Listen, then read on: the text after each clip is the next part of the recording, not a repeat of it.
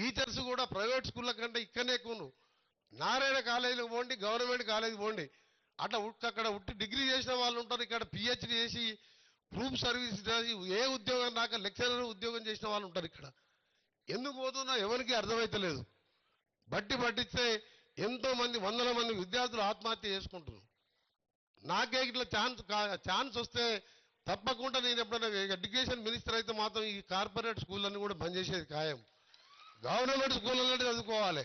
ఇప్పుడు ఇక అడ్మిషన్ల సీజన్ వచ్చిందంటే నాకు భయం అవుతుంది. పోయొచ్చిన సార్ నారాయణకు ఈ బ్రాంచ్కు చైతన్యకు ఎంత రానంటే 3 లక్షలు అన్నాడు. అది ఉండేదే 2. ఆయనకు తెలిసి ఇట్లా కోమటంటే మనసులో అనగానే 3 బాగుంటాడు. మనం ఫోన్ చేయగానే సార్ మంచిది సార్ 2కి ఇస్తా అంటాడు. అసలు 2 లక్షలు దాని ఫీజు. చెప్పుడు 3 చెప్తాడు. ఎంత దొంగలంటే వాళ్ళ గురించి ఎంత తక్కువ మార్చాలి అంత మంచిది. నాకు కోపం వస్తుంది. విద్యను అమ్ముకోండి. విద్య వ్యాపారం కాదు. విద్య అనేది నాన్ ప్రాఫిటబుల్. అది యాక్ట్ చట్టం ఉన్నది 25% పేదోళ్ళకి సీట్లు ఇవ్వాలని. ఆ చట్టాలకు తూట్లు పడిచి ఈ దొంగలు ఇవాళ కార్పొరేట్ పేదవాళ్ళని దోసుకుంటూ